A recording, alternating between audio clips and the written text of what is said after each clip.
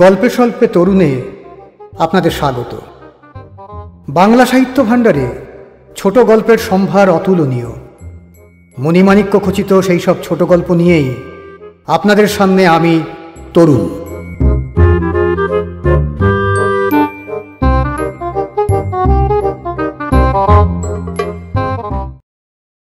আজকের গল্প ইতিহাস, রচনা তারাশঙ্কর বন্দ্যোপাধ্যায়।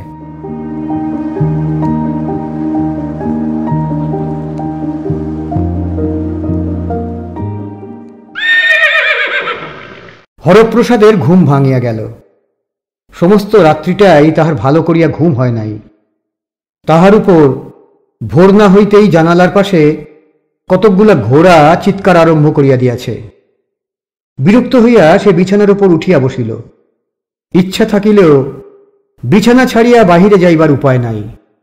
অন্ধকার ঘর, তাহার উপর নূতন বাড়ি, ঘরের মেঝের উপর রাজ্যের জিনিস স্তূপীকৃত হইয়া আছে। কোনো কিছুর উপর পা পড়িলেই সর্বনাশ। কয়টা বাজিয়াছে সেও কিছু বোঝা যায় না। তাহার নিজের বাড়িতে বিছানাতে বসিয়াই দেওয়ালে হাত দিলে আলোর সুইচটায় হাত পড়িত। সেখানকার প্রতি পদক্ষেপের ভূমিটুকুর সহিত তাহার নেবের পরিচয় ছিল। তাহার নিজের জন্ম সেই গৃহে, তাহার পিতার জন্ম সেই গৃহে, তাহার পিতামহের কত সাধের বাসভবন। হরপ্রসাদ একটা দীর্ঘ নিঃশ্বাস ফেলিল। দেনার দায়ে সেই বাড়ি ভাড়া দিয়া সে নিজে এই ছোট বাড়িতে উঠিয়া আসিয়াছে। 10 বৎসর মহাজন বাড়িখানা ভাড়া খাটাইয়া নিজের প্রাপ্য শোধ করিয়া লইয়া তাহাকে বাড়ি ফেরত দিবে। তবুও লোকটাকে ভালো বলিতে হইবে। সঙ্গে সঙ্গে অন্ধকারের মধ্যেই তাহার ভুরু কুঞ্চিত হইয়া উঠিল। ইস্ট ইন্ডিয়া কোম্পানিও দেনা শোধ লইবার জন্য বাংলা, বিহার, উড়িষ্যার দেওয়ানির ভার লইয়াছিল। কিন্তু সে দেনা শোধ হইল কিনা সেই হিসাব আজও হয় নাই। তাহার মনে পড়িল, the system of double government proved a failure. The authorities of England now resolved to take on themselves the entire care and management of Bengal. 1770, when a terrible famine devastated Bengal and carried away nearly 1/3 of its entire population. 76 মন্বন্তর। শেষ রাত্রির হিমকাতর নিস্তব্ধতা বিদীর্ণ করিয়া স্টিমারের ভোঁ বাজিয়া উঠিল। বাড়ির অনতি দূরেই আদালত ঘাট স্টিমার স্টেশন। প্যালেজা ঘাট হইতে স্টিমার আসিল। রাত্রি তাহা হইলে 4টা। স্টিমারের চাকায় জল আরোড়নের শব্দ শোনা যাইতেছে। যাত্রীদের কলরব উঠিতেছে। মশারি তুলিয়া হরপ্রসাদ বিছানা ছাড়িয়া উঠিবার জন্য পা বাড়াইল। এ কি? কিসে পা ঠেকিল? সঙ্গে সঙ্গে বাঁধানো মেঝের উপর কোনো ধাতুপাত্র সশব্দে গড়াইয়া পড়িয়া গেল। কে গো, কে গো? অপরাধীর মতো মৃদুর স্বরে হরপ্রসাদ উত্তর দিল, আমি। তুমি? পরক্ষণে ছায়া কণ্ঠস্বরের ঝঙ্কার দিয়া উঠিল, বাপরে বাপরে বাপরে, রাত্রেও কি শান্তিতে ঘুমোতে দেবে না তুমি? উফ, কি অদৃষ্টই আমার। বলিতে বলিতেই ক্ষোভের মাত্রা তাহার বাড়িয়া উঠিল। সে সশব্দে আপনার কপালে করাঘাত করিয়া বলিয়া উঠিল, ঝাড়ু মারি, ঝাড়ু মারি, ঝাড়ু মারি কপালে। হরপ্রসাদ চুপ করিয়া অন্ধকারের মধ্যে দাঁড়াইয়া রহিল। ধাতুপাত্রটার শব্দ ঝঙ্কারের রেশ অন্ধকারাচ্ছন্ন বায়ুতরঙ্গের ভিতর ক্ষীণ হইতে ক্ষীণতর হইয়া মিলাইয়া যাইতেছে। ইতিহাসে যদি এমএটা সে দিতে পারিত, তবে হয়তো ইতিহাসের মাস্টার না হইয়া ইতিহাসের প্রফেসর হইত। আজ দেনার দায়ে বাড়ি ছাড়িতে হইত না। রাজপথে অশ্বক্ষুরধ্বনি বাজিয়া উঠিল। স্টিমার ঘাটে যাত্রী লইয়া এক্কাগুলো রেল স্টেশনে চলিয়াছে। এই এক্কাগুলি একটা রহস্যময় যান। এতকাল চলিয়া গেল, কত বিচিত্র আকারের, কত উন্নত প্রকারের যান আবিষ্কৃত হইল, কিন্তু উহারা আজও টিকিয়া আছে। এই স্প্রিংগুলি যদি না থাকিত, আর মাথার উপর ছত্রি থাকিত, তবে ওই গাড়িতে চড়িয়া অশোক দ্য গ্রেটের রাজত্বকালে যাওয়া যাইত। He is one of the greatest kings in the world. 273 BC, 2200 বৎসর পূর্বে। বাইরে আবার ঘোড়াগুলো চিৎকার করিতেছে। এক্কার আড্ডা নাকি? ছায়া আবার ঘুমাইয়া পড়িয়াছে। ঘুমন্তের লক্ষণ শ্বাস প্রশ্বাস ঘন অথচ ধীরে ধীরে বহিতেছে। হরপ্রসাদ সন্তর্পণে পা বাড়াইল। না, কিছু নাই, এখানেও কিছু নাই। ধীরে ধীরে নির্বিঘ্নে এবার সে জানালার ধারে আসিয়া পৌঁছিল। জানালার কপাট ও বাজুর ফাঁকে একটা দীর্ঘ আলোক রেখা দেখা যাইতেছিল। ওই অস্পষ্ট আলোকের দীর্ঘ সরল রেখাটাই অন্ধকারের মধ্যে তাহাকে ডাকিতেছিল। এবার কয়টা ছাগল ডাকিয়া উঠিল। হরপ্রসাদ সন্তর্পণে জানালাটা খুলিয়া ফেলিল। শেষ ডিসেম্বরের তীক্ষ্ণ বাতাসে মুখের চামড়ায় যেন সূচ ফুটাইয়া দিল, কিন্তু তবুও নির্মল বাতাসের অমৃত আস্বাদে বুকের ভিতরটা সঞ্জীবিত হইয়া উঠিল। বাহিরে দিন রাত্রির সন্ধিক্ষণে আলো অন্ধকারের কুহেলিতে ঢাকা পৃথিবী আচ্ছন্নের মতো স্তব্ধ। ও, এটা জানোয়ারের হাসপাতালের একটা শাখা। প্রকাণ্ড একটা হাতার মধ্যে কয়টা চালা, আস্তাবলের মতো অপরিসর অথচ লম্বা ঘরে কয় ভাগে বিভক্ত। ওইটাই বোধহয় ঘোড়াগুলা থাকে। কাছেই এই চালাটায় গরু রহিয়াছে। গরুগুলির পিঠে চট চাপানো। সম্মুখে খুঁটিতে একটা বোর্ডে কাগজ ঝুলিতেছে। গরুগুলির গলায় একটা করিয়া তক্তি, নম্বর লেখা রহিয়াছে। মধ্যে একটা ছোট পাকা ঘর। কি লেখা রহিয়াছে দেবনাগরী হরফে? পাটলিপুত্র জানাওয়ার্কা হাসপাতাল। হরপ্রসাদের মনে পড়িয়া গেল, formerly hundreds of animals were killed for the royal kitchen, but Ashoka put a stop to it. He also established hospitals for the beasts. Ashoka the Great. এইখানেই হয়তো প্রিয়দর্শী প্রতিষ্ঠিত পশু চিকিৎসালয়ের ধ্বংসাবশেষ মাটির নিচে বিস্তৃতির অন্ধকারে ডুবিয়ে আছে। গঙ্গা, সোন, গণ্ডক ও পুনপুনের বন্যার পলিমাটিতে গৌরবময় পাটলিপুত্র ভূগর্ভে প্রথিত হইয়া আছে। মহামানব সাক্ষ্যমুনি অজাতশত্রু নবদুর্গ প্রাকারের দিকে চাহিয়া এই কথাই বলিয়াছিলেন, আনন্দ, এইখানেই এক মহানগরী গড়িয়া উঠিবে, অগ্নিদাহ অথবা জলপ্লাবনে, কিন্তু সে নগরী বিলুপ্ত হইবে বলিয়া আশঙ্কা হইতেছে। মৌর্য, শুঙ্গ, কম্ব, গুপ্ত, তারপরে এক অন্ধকারাচ্ছন্ন শতাব্দী, ডার্ক এজ। এই ডার্ক এজের ইতিহাস যদি কোনরূপে উদ্ধার করিতে পারা যায়। বলি, হ্যাঁ গা, তুমি কি ধারার মানুষ? এই শীতের ভোরবেলা জানালা খুলে দাঁড়িয়ে আছো। শীতের বাতাসে যে হাড় শুদ্ধ কনকনিয়ে গেল। ছেলেগুলো হি হি করে কাঁপছে। বাপরে বাপরে বাপরে। তাড়াতাড়ি জানালাটা বন্ধ করিয়া দিয়া হরপ্রসাদ বলিল, আর ঘুমোয় না, ওঠো না, বেলা হয়েছে। ছেলেরাও বরং উঠে একটু বেরিয়ে আসুক। হ্যাঁ, শাল দোশালার তো অভাব নেই, গায়ে দিয়ে বেরিয়ে আসবে। ওই তো একটা করে রদ্দি গরম জামা, নামেই গরম, ওই পরে যাক, গিয়ে বুকে ঠান্ডা লাগিয়ে কাণ্ড বাঁধিয়ে আমার মুন্ডপাত করুক। হরপ্রসাদ চুপ করিয়া রহিল। ছায়া এবার শয্যা ত্যাগ করিয়া উঠিয়া বলিল, নাও জানালাটা খোলো দেখি, কি ভাঙলে একবার দেখি। আহ, খোলো না। হরপ্রসাদ জানালাটা সম্পূর্ণরূপে মুক্ত করিয়া দিল। সৌভাগ্যটা ছায়ার অথবা হরপ্রসাদের সেটা সূক্ষ্ম বিচার সাপেক্ষ। সৌভাগ্যক্রমে কোনো কিছুই ভাঙে নাই। ছায়া কিন্তু বলিল, আমার 7 পুরুষের পুণ্যিজ্জোর যে কিছু ভাঙে চড়ে নাই।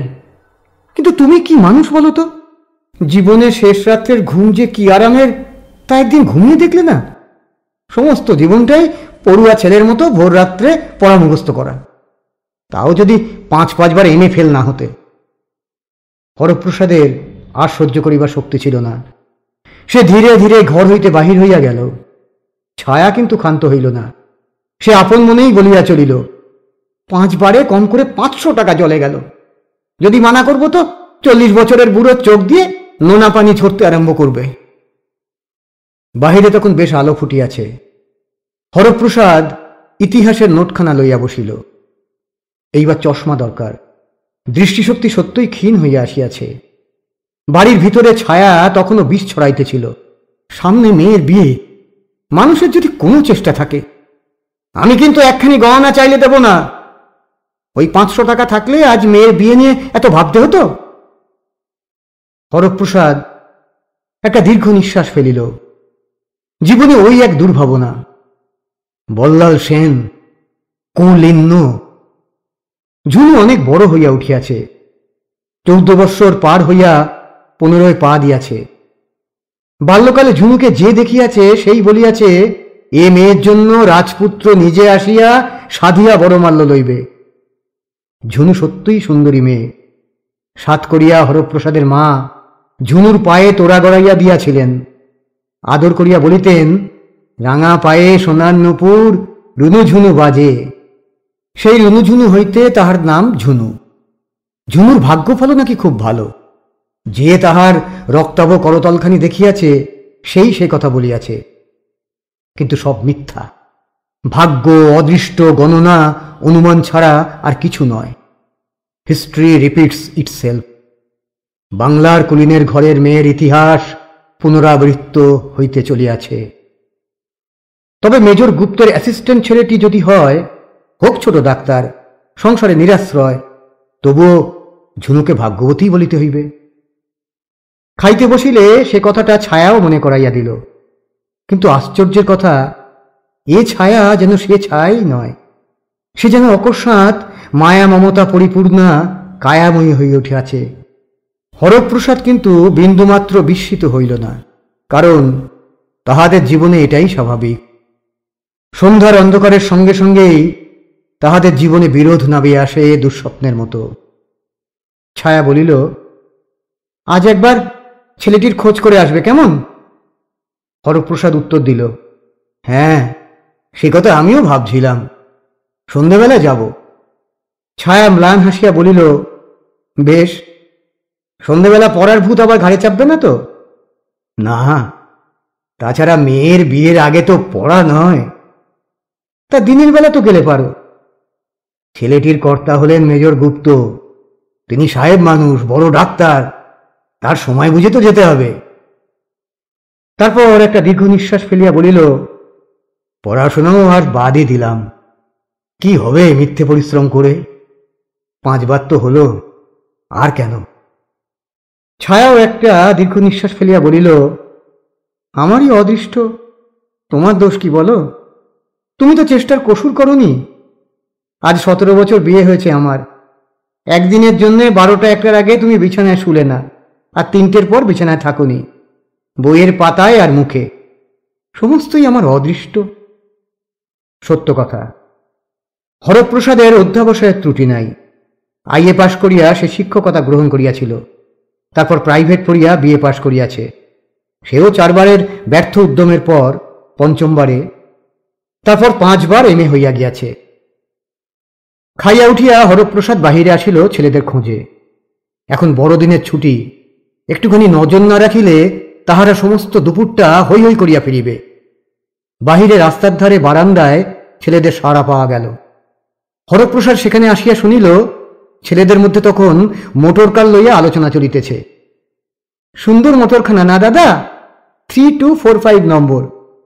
দাদা উত্তর দিল, এখানকার মধ্যে সবচেয়ে ভালো মোটর হচ্ছে সিটির শেঠজির রোলস রয়েস, 30,000 টাকা দাম, নম্বর হল 1627। হরপ্রসাদ বলিল, 1627 বলতে পারো মন্টু? 1627 এডি ইন্ডিয়ান হিস্ট্রিতে কিসের জন্য বিখ্যাত? মন্টু পিতার মুখের দিকে চাহিয়া ভারতের ইতিহাস খুঁজিতে আরম্ভ করিল। হরপ্রসাদ বলিল, এসো এসো, সব ঘরের মধ্যে এসো, ইতিহাসের গল্প বলবো। ঘরের মধ্যে বসিয়া হরপ্রসাদ বলিল, পারলে না তো বলতে? এ অত্যন্ত অন্যায় কথা। দেখো, মন দিয়ে না পড়লে এই হয়। A great man, a great king, বিখ্যাত রাজা এই বৎসর জন্মগ্রহণ করেছিলেন। তবু পারলে না? ক্রমশ সে উত্তপ্ত হইয়া উঠিতেছিল। আমি আশ্চর্য হয়ে যাই, তুমি ইতিহাসে পাশ হও কেমন করে? নিশ্চয়ই তুমি চুরি করো। আই এম শিওর তুমি কখনো ম্যাট্রিক পাস করতে পারবে না। ছত্রপতি শিবাজির নাম তুমি মনে করতে পারো না? ছত্রপতি শিবাজি was born in 1627. From the humble position of a Mawali Sardar, he rose to be the master of an independent kingdom. He must be reckoned as one of the greatest heroes of Indian history. ছোটরা অসহিষ্ণু হইয়া উঠিয়াছিল। একজন বলিল, গল্প বললেন না? গল্প? হ্যাঁ, সেই তো বলছি। ভারতবর্ষে তখন মুঘল রাজত্ব। সম্রাট শাহজাহান তখন দিল্লির সম্রাট। তাজমহলের নাম শুনেছ? শুনেছ? আচ্ছা, সেই তাজমহল তিনি নির্মাণ করিয়েছিলেন over the grave of his beloved queen Mumtaz. Taj Mahal is the finest of all buildings of the world, a veritable wonder of the world. শুধু তাই নয়, শাহজাহান আরো অনেক ভালো ভালো বাড়ি তৈরি করেছিলেন। মতি মসজিদ, জুম্মা মসজিদ, দেওয়ানি খাস, একটা নূতন শহরই তিনি নির্মাণ করে গেছেন শাহজাহানাবাদ নাম দিয়ে। বিখ্যাত ময়ূর সিংহাসন। একই, এটা যে ঘুমিয়ে পড়ল, এটাও ঢুলছে। যাহারা জাগিয়াছিল তাহাদের একজন সভয়ে বলিল, শিবাজির কি হলো বাবা? হ্যাঁ বলি, মোট কথা, the artistic achievement of the Mughals reached its high watermark of greatness and glory during his regime. মানে শাহজাহানের। আচ্ছা, শাহজাহান আর আকবরের চরিত্র তুলনা করতে পারো তুমি মন্টু? আকবর ছিলেন the greatest of the Mughal emperors and the empire builder. 14 বছর বয়সে তিনি সিংহাসনে আরোহণ করেছিলেন। পাঞ্জাবের গুরুদাসপুর জেলায় কানানৌর নামক স্থানে তার করোনেশন হয় 1556 খ্রিস্টাব্দের ফেব্রুয়ারি মাসে। জন্ম হয়েছিল 1542-এর 23শে নভেম্বর অমরকোট শহরে। তাঁর বাপ হুমায়ুন তখন রাজ্য হারিয়ে পালিয়ে বেড়াচ্ছেন। পাঠান বীর শের শাহ তখন দিল্লির সম্রাট হয়েছেন। তার বাড়ি ছিল কোথায় জানো? সাসারাম। এই আরা জেলায় সাসারাম বলে একটা জায়গা আছে।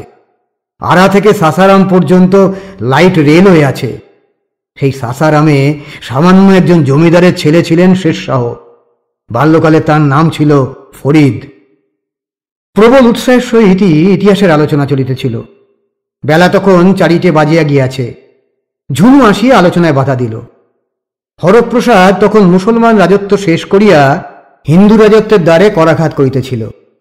তীরৌরি 2টা যুদ্ধ পার হইয়া সংযুক্তার স্বয়ম্বর কথা হরপ্রসাদ বলিতেছিল। দ্বাদশ শতাব্দীর মানে 12th সেঞ্চুরি এডির মধ্যভাগে কনৌজের রাজা জয়চন্দ্র রাজসূয়যজ্ঞ করেন এবং সঙ্গে সঙ্গে তার কন্যা সংযুক্তার স্বয়ম্বর সভাও আহ্বান করেন। কিন্তু ঠিক সেই সময়ে ঝুনু আসিয়া বলিল, আজ তো আপনি পড়াতে যাবেন না বাবা? চকিত হইয়া হরপ্রসাদ বলিল, কে বললে? মা বললেন। একটু চিন্তা করিয়া হরপ্রসাদ বলিল, না, কাল 1 জানুয়ারি, নিউ ইয়ার্স ডে, কাল যাব না, আজ যেতে হবে। ছায়া নিকটেই ঘরের মধ্যে ছিল। সে এবার আসিয়া বলিল, গুপ্ত সাহেবের ওখানে যাবে বলছিলে যে? হরপ্রসাদের মনে পড়িয়া গেল। হ্যাঁ হ্যাঁ, কিন্তু কাপড় চোপড়গুলো একটু। সে নিজের কাপড়ের দিকে চাহিয়া দেখিল। ছায়া বলিল, সেসব আমি ঠিক করে রেখেছি। ঝুনুমা, তোমার বাবার জুতোটা একটু পরিষ্কার করে কালি দিয়ে ব্রুশ করে দাও তো। পয়সা কত দেব? 1 টাকা দিয়ে দিই। গুপ্ত সাহেবের বাড়ির একটু আগে থেকেই একখানা গাড়ি করে নেবে, বুঝলে? কথাটা হরপ্রসাদের মন্দ লাগিল না। কিন্তু দরিদ্রের মনোরথ পূর্ণ হওয়ার পথে বাধা আছে। কে যেন নিষ্ঠুরতার সহিত পরিহাস করিয়া সমস্ত আয়োজন পণ্ড করিয়া দেয়। কাপড় চোপড় বদলাইয়া হরপ্রসাদ বাহির হইয়া খানিকটা পথ গিয়াছে, এমন সময় মন্টু ছুটিতে ছুটিতে আসিয়া তাহাকে ডাকিয়া চুপি চুপি বলিল, মা বললেন টাকাটা ফিরিয়ে দিন। হরপ্রসাদ ভুরু কুঞ্চিত করিয়া সপ্রশ্ন ভঙ্গিতে ছেলের মুখের দিকে চাহিয়া রহিল। মন্টু বলিল, রমণীবাবু, বাড়ির মেয়েরা এসেছেন, জলখাবার আনতে হবে। মা বললেন আপনার কাছে টাকা চেয়ে নিতে। রমণীবাবু হাইকোর্টের উকিল। তাহার গৃহিণীর সহিত ছায়ার প্রীতি সদ্ভাব আছে। হরপ্রসাদ টাকাটা মন্টুর হাতে দিয়া মাথা হেঁট করিয়া পদব্রজেই অগ্রসর হইল। মেজর গুপ্ত খাঁটি সাহেব, ঢিলা পাজামার ওপর গরম ড্রেসিং গাউন পরিয়া তিনি বাহির হইয়া আসিলেন। হরপ্রসাদ সসম্ভ্রমে উঠিয়া দাঁড়াইল। গুপ্ত সাহেব বলিলেন, ওয়েল, এসেছেন আপনি, কিন্তু কি নাম আপনার বলুন তো? সবিনয় হরপ্রসাদ বলিল, আগে শ্রী হরপ্রসাদ বন্দ্যোপাধ্যায়। ব্যানার্জি? সৌরিন হলো চ্যাটার্জি, তাহলে তো বিয়ে হতে পারে। গুড। হরপ্রসাদ আশান্বিত হইয়া বলিল, আপনার অনুগ্রহ হলে। বাধা দিয়া গুপ্ত সাহেব বলিলেন, অনুগ্রহ কি আছে এতে? অনুগ্রহের কথা মোটেই নয়। হরপ্রসাদ চুপ করিয়া রহিল। সঙ্গত উত্তর কি তাহা সে খুঁজিয়া পাইল না। গুপ্ত সাহেবই আবার বলিলেন, কি করেন আপনি? আমি স্কুলে শিক্ষকতা করি। শিক্ষক? টিচার? কোন টিচার আপনি? কত মাইনে? আমি সেকেন্ড অ্যাসিস্ট্যান্ট, 60 টাকা মাইনে পাই। গুপ্ত সাহেব খানিকটা চিন্তা করিলেন, তারপর বলিলেন, কি দিতে পারবেন আপনি? হরপ্রসাদ এ প্রশ্ন প্রত্যাশা করে নাই। সে বিস্মিত হইয়া গেল। তবুও সবিনয়ে বলিল, আমার সাধ্য অত্যন্ত অল্প। গুপ্ত সাহেব বলিলেন, আপনার সাধ্য আর সৌরিনের প্রয়োজন, এই দুয়ে একটা কম্প্রোমাইজ না হলে তো বিয়ে হতে পারে না। আপনি নিশ্চয়ই জানেন সৌরিনের কেউ কোথাও নেই, বাড়িঘর পর্যন্ত নেই। আমার চ্যারিটিতে মেডিকেল স্কুলে পড়েছে। এখন তার জীবনে একটা স্টার্টিং চাই। অন্তত 2000 টাকা, একটা ডিসপেন্সারি করতে 1000 খানেক, আর গয়না অ্যান্ড আদার এক্সপেন্সেস এও 1000 টাকা, বুঝলেন তো? হরপ্রসাদ বিহ্বলের মতো ঘাড় নাড়ে জানিল, হ্যাঁ বুঝিয়াছি। কিন্তু গুপ্ত সাহেব বোধহয় সন্দেহ করিলেন। তাহার পরও তিনি পুরা 2টি ঘণ্টা হরপ্রসাদকে সৌরিনের 2000 টাকা প্রয়োজনের গুরুত্ব বুঝাইয়া দিয়া বলিলেন, কেমন, পারবেন দিতে আপনি? হরপ্রসাদ সবিনয় স্বীকার করিল, আগে হ্যাঁ, তাই কোনো রকমে দেব আমি। গুপ্ত খুশি হয়ে বলিলেন, গুড, এনি হাও দিতেই হবে। উপায় কি? মেয়ে জামাই তো আপনারই। হরপ্রসাদ গুপ্ত সাহেবের বাড়ি হইতে বাহির হইয়া পথে দাঁড়াইয়া দেখিল, পথে পথে আলো জ্বলিয়া উঠিয়াছে। রাজপথের দুই পাশের দোকানে দোকানে পণ্য সম্ভার ঝকমক করিতেছে। কিছুক্ষণ দাঁড়াইয়া থাকিয়া সহসা তার মনে হইল, সে করিয়াছে কি? 2000 টাকা সে কোথায় পাইবে? বাস এক্কা মানুষের দ্রুত ধাবমান স্রোতের মধ্যে নিশ্চল হইয়া সে যেন ফুটা নৌকার মতো তলাইয়া যাইতেছে। বাজ যাইয়ে বাবু, कैसा आदमी है आप? একখানা এক্কা প্রায় তাহার উপরে আসিয়া পড়িয়াছিল। হরপ্রসাদের যেন চেতনা ফিরিয়া আসিল। সে ধীরে ধীরে জনাকীর্ণ রাজপথ পরিত্যাগ করিয়া গঙ্গার ধারে নির্জন পথ ধরিয়া একটা পোড়ো বাগানের মধ্যে আসিয়া বসিল। কতকালের পুরাতন বাগান, মধ্যে ভাঙা একটা চিমনি, বোধহয় কোনো কালে কোনো মিল ছিল। চারিদিকে নিরন্ধ্র অন্ধকারের মধ্যে আপনাকে বিলুপ্ত করিয়া দিয়া সে বসিয়া রইল। রাত্রি আসিয়াছে। ছায়া মূর্তিমতী অশান্তির মতো তাহার প্রতীক্ষা করিতেছে। তাহার উপর এই 2000 টাকার সংবাদ বহন করিয়া বাড়ি যাইবার সাহস তাহার নাই।